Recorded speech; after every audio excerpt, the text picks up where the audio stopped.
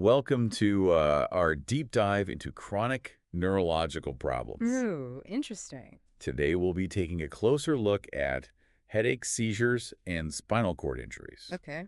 all based on excerpts from a presentation by a medical professional. All right. We'll go beyond simple definitions, and trust me, you're going to learn some truly surprising things. Sounds good. Ready to have your mind blown? Absolutely. Let's get started. I think you'll be fascinated to learn that even though headaches are the most common type of pain people experience, there's still so much mystery surrounding them. Okay, so let's talk headaches. Sure. I know they can range from mildly annoying to completely debilitating. Yeah.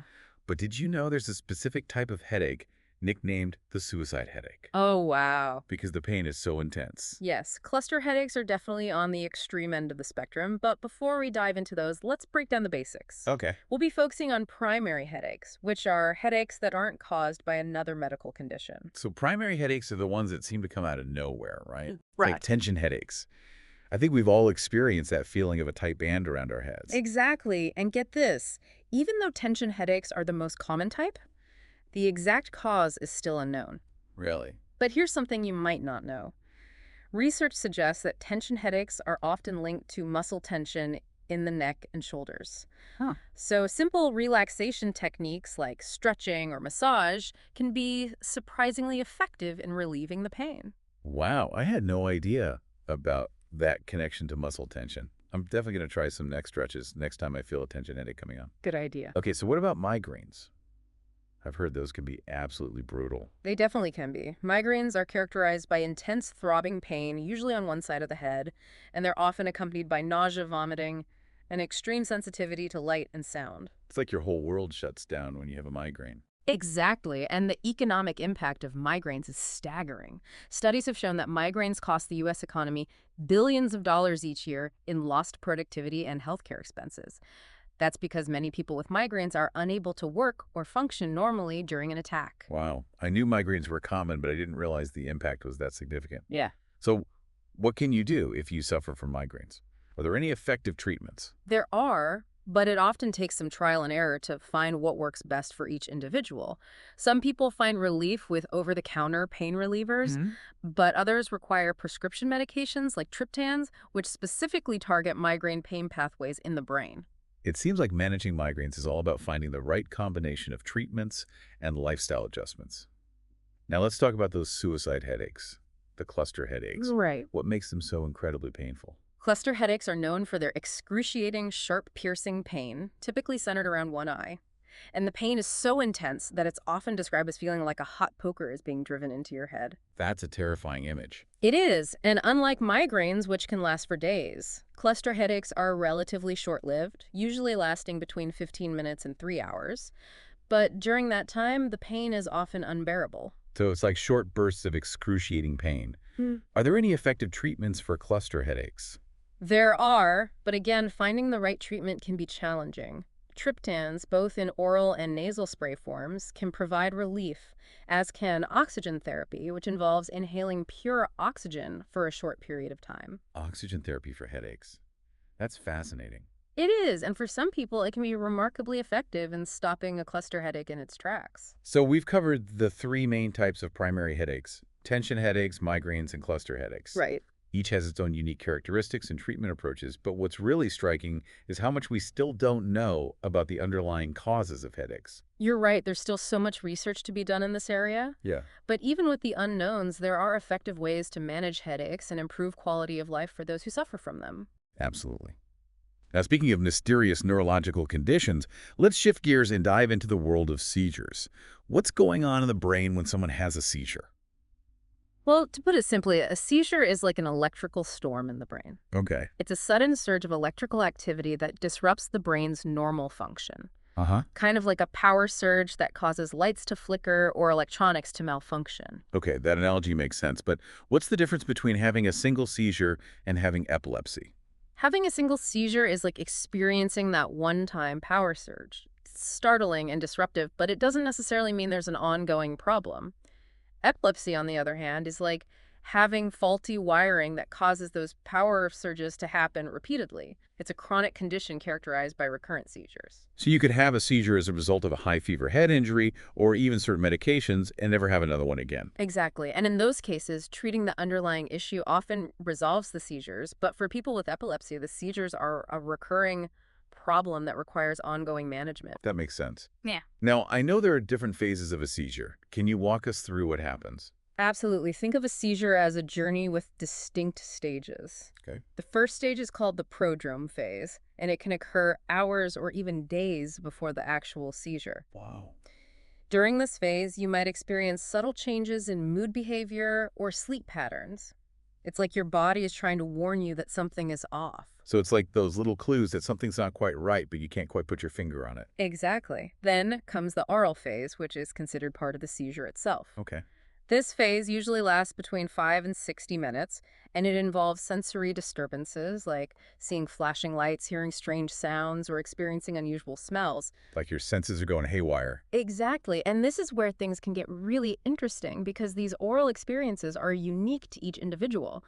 What one person experiences before a seizure might be completely different from what another person experiences. So it's like a personalized warning system, but the signals are different for everyone. That's a great way to put it. And then comes the ictal phase, which is the main event, the actual seizure itself.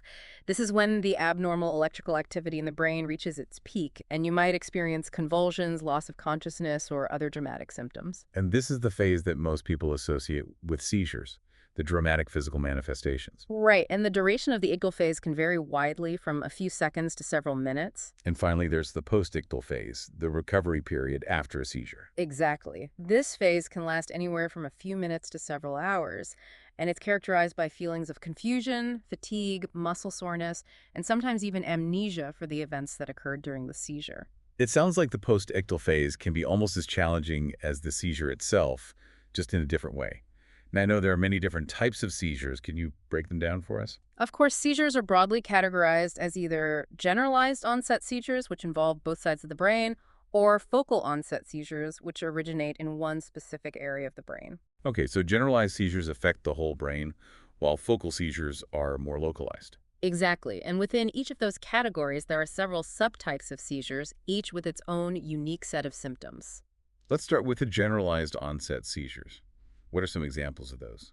One of the most well-known is the tonic-clonic seizure, Okay. which used to be called a grand mal seizure. This type of seizure involves a loss of consciousness and dramatic muscle contractions, often causing the person to fall to the ground and jerk violently.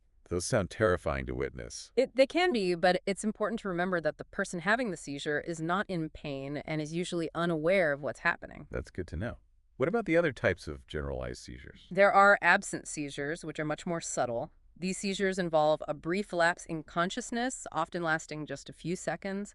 The person might stare blankly, blink rapidly, or have slight twitching of the facial muscles. It's like a momentary disconnect from reality. Exactly, and because absent seizures are so brief and subtle, they can sometimes go unnoticed, especially in children. And the final type of generalized seizure? Atonic seizures, sometimes called drop attacks, involve a sudden loss of muscle tone, causing the person to collapse to the ground. These seizures can be particularly dangerous if the person is standing or walking when they occur. Wow, that sounds scary. So we've covered the generalized seizures. What about the focal onset seizures, the ones that start in one specific area of the brain? These seizures can be a bit trickier to understand because the symptoms depend on which part of the brain is affected. Okay. For example, if the seizure originates in the part of the brain that controls movement, you might see jerking or twitching in one limb. But if it starts in the area responsible for language, you might see speech difficulties or confusion. So the symptoms are like clues pointing to the location of the electrical disturbance in the brain. Precisely, and focal onset seizures are further divided into those with awareness and those with impaired awareness. What does that mean? In seizures with awareness, the person remains conscious throughout the seizure and is aware of what's happening.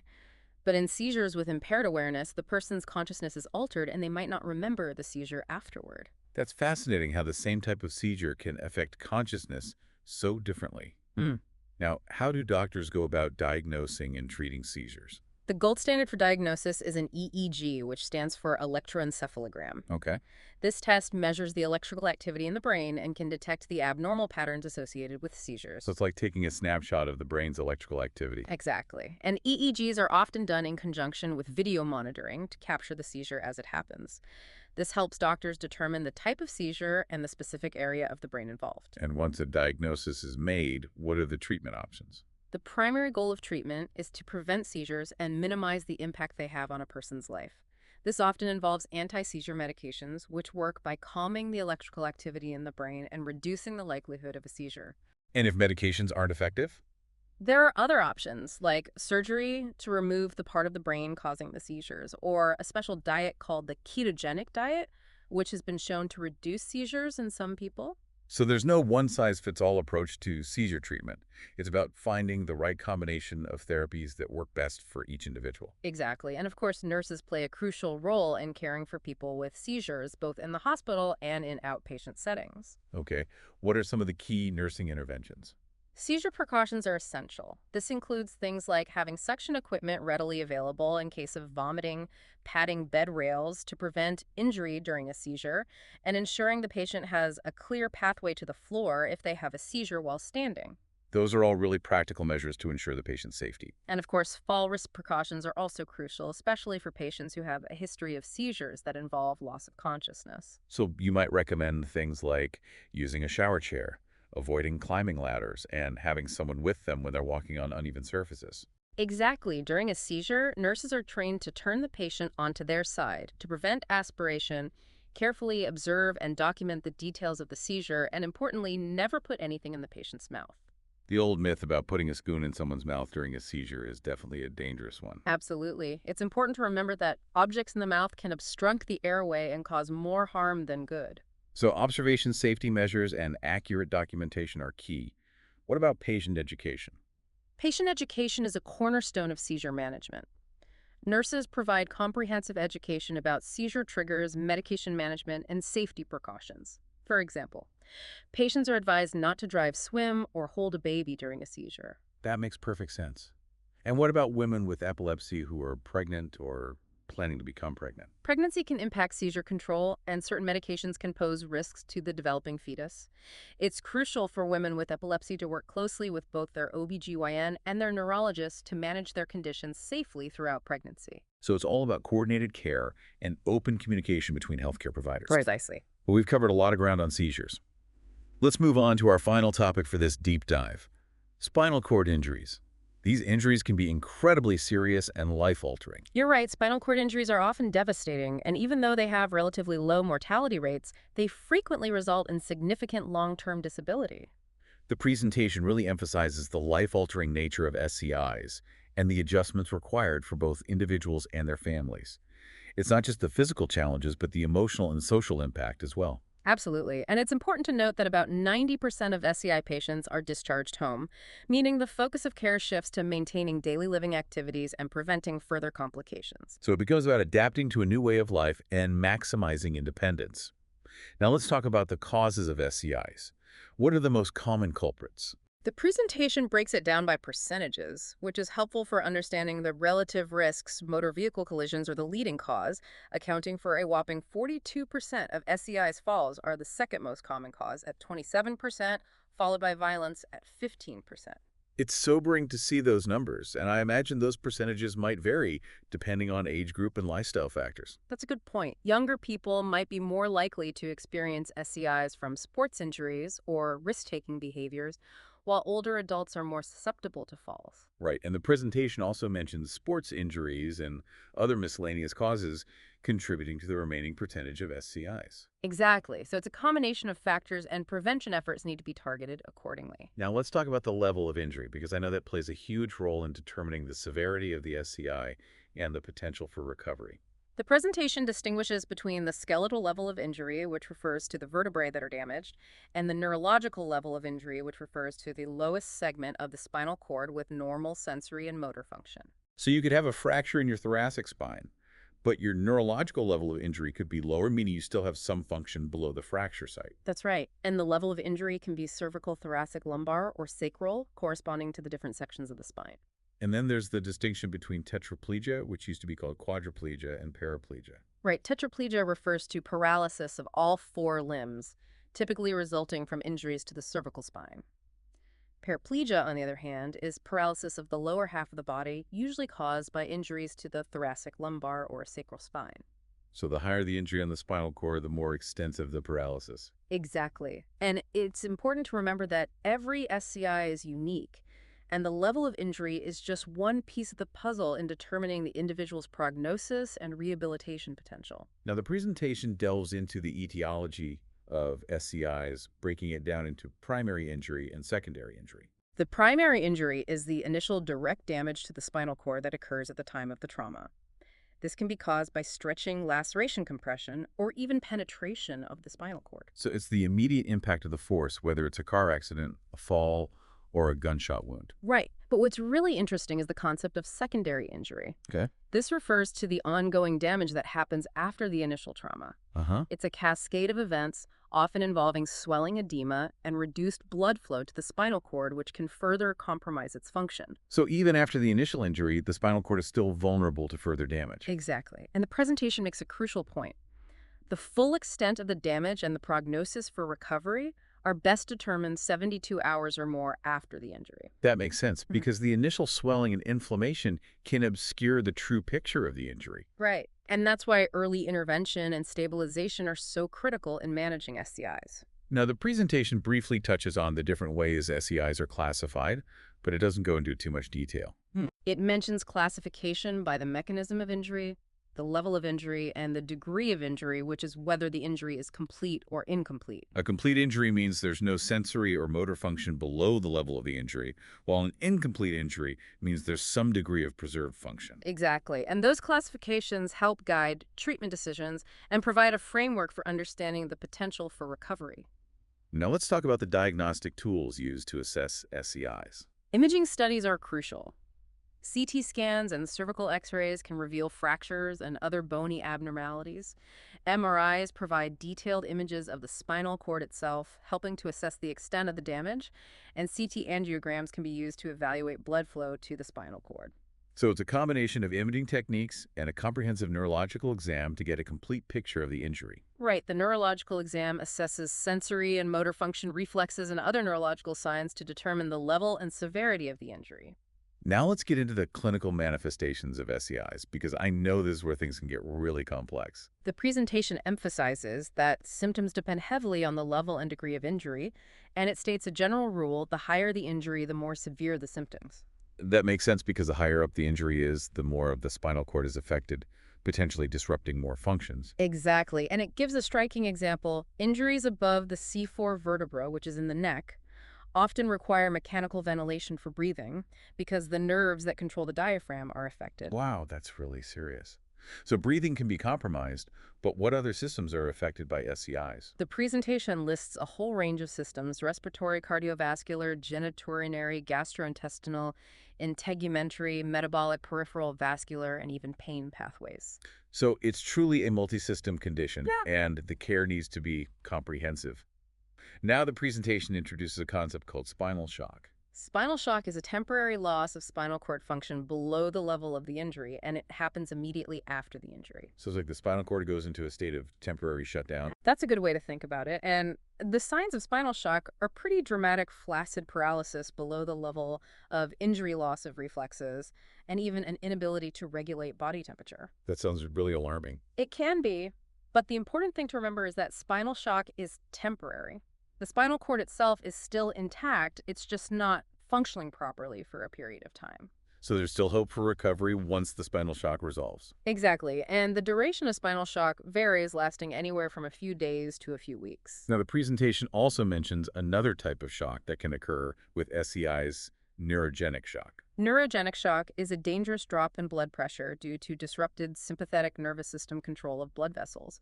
It typically occurs with injuries at the T6 level or higher. Okay, so this is different from spinal shock. What's happening here? Essentially, the injury disrupts the sympathetic nervous system, which is responsible for the fight or flight response.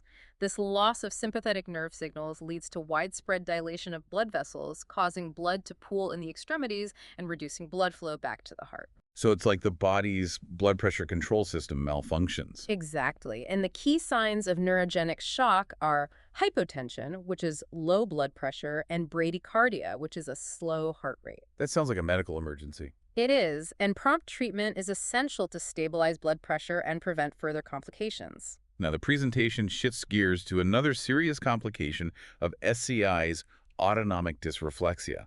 Autonomic dysreflexia, also known as hyperreflexia, is a sudden, dangerous spike in blood pressure that can occur in people with SCIs.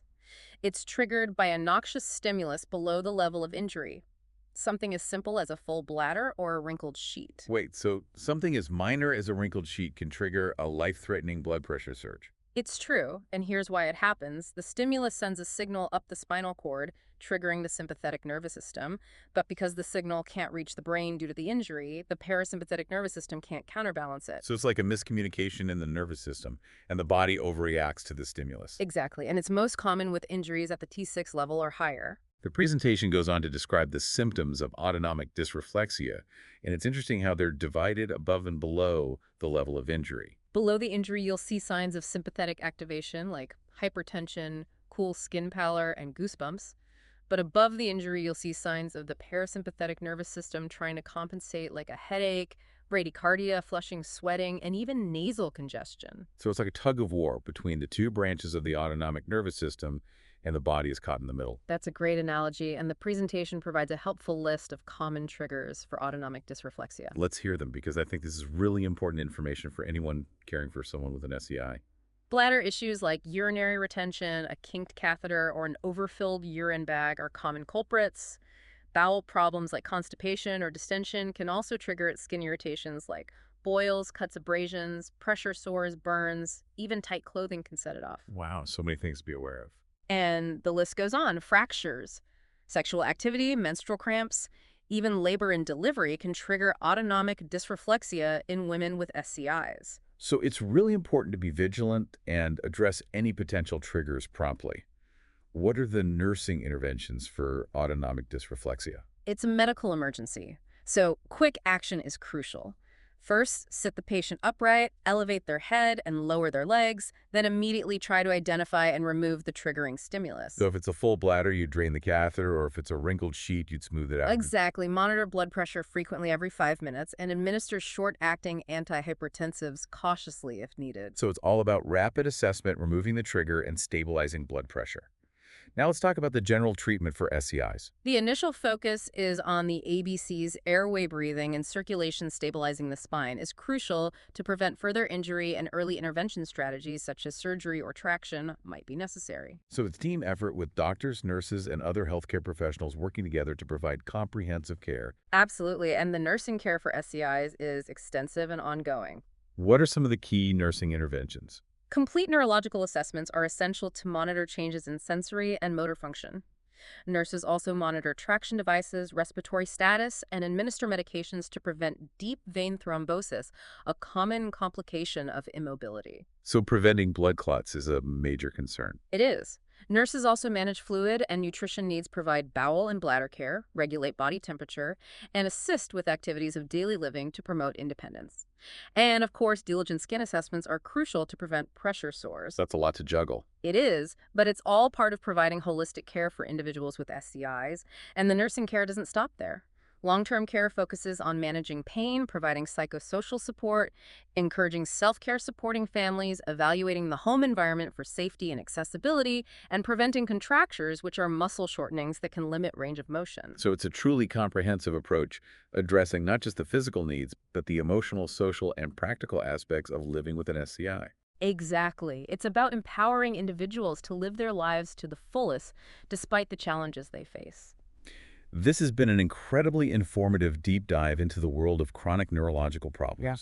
We've covered so much ground, for the different types of headaches, to the complexities of seizures, and the life-altering impact of spinal cord injuries. It's been a fascinating journey, and I hope you feel more informed and empowered. Absolutely.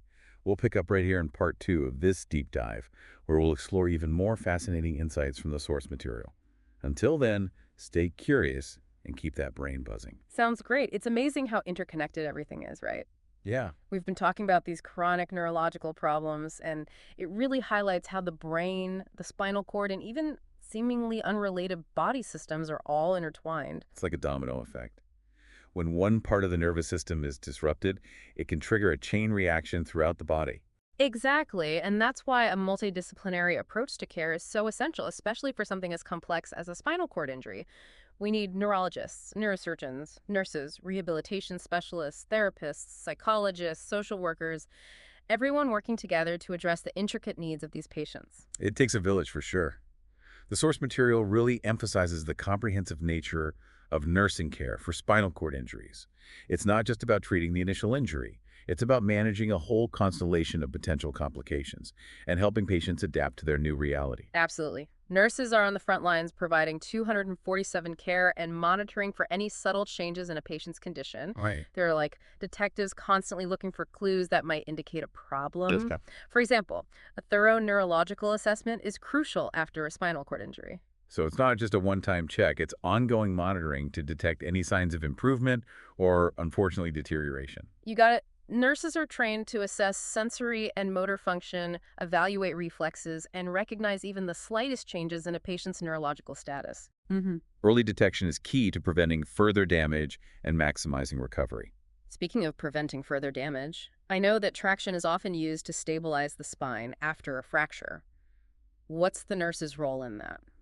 Well, imagine you have a broken leg, Okay. and it's in a cast. Right. The cast keeps the bones aligned so they can heal properly. Traction does the same thing for the spine. It gently stretches and aligns the spine to reduce pressure and allow it to heal. Nurses play a vital role in monitoring the traction device, making sure it's properly positioned and functioning correctly. It sounds like a delicate balance between providing support and avoiding any movement that could worsen the injury. You're exactly right. And let's not forget about respiratory monitoring, especially for patients with cervical spine injuries. Injuries high in the neck can affect the nerves that control breathing. Right. So nurses need to be vigilant in monitoring respiratory rate, rhythm, and effort. Okay. They're trained to spot even the slightest signs of respiratory distress. So quick thinking and rapid response are crucial in those situations. Absolutely. And then there's the risk of DVT or deep vein thrombosis, which is essentially a blood clot that forms in the deep veins, usually in the legs. Right. I know that immobility increases the risk of blood clots. It does. And unfortunately, spinal cord injuries often involve prolonged periods of immobility. Nurses play a key role in DVT prophylaxis, which means taking measures to prevent those blood clots from forming. This might involve administering blood thinners, encouraging range of motion exercises, and using compression stockings to improve circulation. It's amazing how many different aspects of care are involved in managing a spinal cord injury. It's a complex condition and it requires a holistic approach. And we haven't even touched on some of the other challenges like managing bladder and bowel function, regulating body temperature, and addressing pain. I know it's a lot. Hmm. Can we unpack some of those other challenges? For example, what about managing bladder and bowel function after a spinal cord injury? That sounds incredibly difficult. It can be, depending on the level and severity of the injury. People with SCIs might have difficulty controlling their bladder and bowels. This can lead to incontinence, urinary tract infections, and constipation. Nurses work closely with patients to develop individualized bowel and bladder programs, which might include techniques like intermittent catheterization or scheduled toileting. It sounds like it takes a lot of patience and sensitivity to help patients navigate these sensitive issues. It does, and it's important to remember that maintaining dignity and independence are paramount. It's about finding strategies that work best for each individual and empowering them to manage their own care as much as possible. And what about pain management? I imagine that pain is a significant issue for many people with SCIs. You're right, pain is a common and often debilitating problem after a spinal cord injury. It can be caused by nerve damage, muscle spasms, or even pressure sores. The challenge is that traditional pain medications like opioids can be problematic for people with SCIs Okay. because they can cause constipation and worsen bladder control issues. There's a bit of a catch-22. You need to manage the pain, but the medications themselves can create new problems. Exactly. So it often involves a multimodal approach combining different pain management techniques. This might include non-opioid medications, physical therapy, nerve blocks, acupuncture, or even psychological therapies like cognitive behavioral therapy. It sounds like it's about finding the right combination of therapies that address the individual's specific needs and minimize side effects. Absolutely. And it's important to remember that pain is subjective. What one person finds unbearable might be manageable for another person, so open communication between the patient, the nurse, and the entire care team is essential. Now let's talk about something that's often overlooked, but is incredibly important: the psychosocial impact of a spinal cord injury. Suddenly losing mobility and independence can be emotionally devastating. You're absolutely right. The emotional and psychological toll of a spinal cord injury can be profound. Imagine waking up one day and not being able to walk, dress yourself, or even go to the bathroom without assistance. It's a huge adjustment, and many people struggle with depression, anxiety, or even post-traumatic stress disorder after an SCI. So it's not just about addressing the physical injuries, it's about providing emotional and psychological support as well. Exactly. Nurses play a vital role in this aspect of care. They're often the first line of support, providing a listening ear, offering encouragement, and connecting patients with mental health professionals if needed. It's about recognizing that healing goes beyond the physical and encompasses the emotional and spiritual as well. Well said. And let's not forget about the families. A spinal cord injury affects the entire family system. Spouses, partners, children, parents, they all have to adjust to a new normal. Nurses can provide invaluable support to families, offering education, connecting them with resources, and even providing respite care to give caregivers a much needed break. It's about recognizing that the journey of recovery involves the entire family, not just the individual with the injury. Now let's shift gears a bit and talk about something more practical: preventing pressure sores. I know these can be a major concern for people with SEIs. You're right. Pressure sores, also known as bed sores or decubitus ulcers, are areas of damaged skin that develop when constant pressure is applied to a certain area. This can happen when someone is immobile for long periods, like in a wheelchair or a bed. And because people with SCIs often have reduced sensation, they might not even feel the pressure building up, which can make the problem worse. Exactly. So preventing pressure sores is a top priority for nurses caring for people with SCIs. It involves a multi-pronged approach: regular repositioning, meticulous skincare, specialized mattresses and cushions, and early identification of any areas of redness or breakdown. So it's about being proactive and vigilant to protect the skin and prevent these sores from developing in the first place. Absolutely. And if a pressure sore does develop, prompt treatment is essential to prevent infection and promote healing. It sounds like preventing pressure sores is a team effort involving nurses, doctors, therapists, and even the patient themselves. It is, and it's a great example of how attentive, compassionate care can make a huge difference in the life of someone with a spinal cord injury. As we're talking about all these different aspects of care, it's striking how much nurses are involved in every step of the journey for someone with an SEI. They truly are the unsung heroes. They're advocates, educators, caregivers, and often a source of strength and hope for patients and families alike. Absolutely. Now, before we move on to the final part of this deep dive, I want to touch on something you mentioned earlier: helping patients regain independence and adapt to their new lives. What are some of the strategies that nurses use to achieve this? It's all about empowering patients to be active participants in their own care and rehabilitation. This might involve teaching them new ways to perform daily tasks like dressing, bathing, or cooking, using adaptive equipment. So it's about finding creative solutions and tailoring them to the individual's needs and abilities. Exactly. And it's not just about physical adaptation, it's also about helping patients adjust emotionally and socially to their new reality. That makes sense. Connecting them with support groups, counseling services, or even recreational activities can help them rebuild their lives and find new meaning and purpose. You're absolutely right. It's about fostering a sense of hope and resilience, helping patients understand that even though their lives have changed, they can still live fulfilling and meaningful lives. I love that perspective. Hmm. So much of healthcare focuses on treating the physical aspects of an illness or injury, but it's equally important to address the emotional and social dimensions. I couldn't agree more. A holistic approach to care is essential, recognizing that the mind, body, and spirit are all interconnected. This has been an incredibly enlightening conversation about the complexities of spinal cord injuries and the vital role that nurses play in every aspect of care. But before we wrap up this part of our deep dive, I want to get your take on something. Well, I'm intrigued. Fire away. We've talked about the devastating impact of SCIs and the challenges of adapting to life with these injuries. So this is for you to think about, considering the limitations of current treatment options.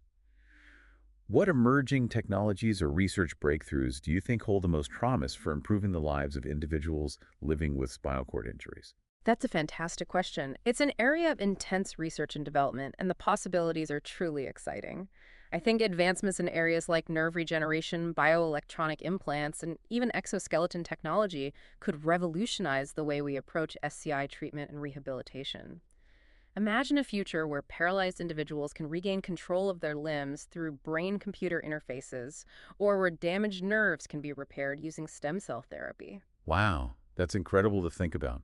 It's a reminder that even though the challenges are immense, the potential for breakthroughs and transformative change is always there. Absolutely. And while we're waiting for those breakthroughs, there's so much we can do right now to improve the lives of people with SCIs. It's about providing comprehensive, compassionate care, advocating for their needs, and supporting research and innovation. Well said. It's a collective effort, and everyone has a role to play in creating a more inclusive and accessible world for individuals living with SCIs.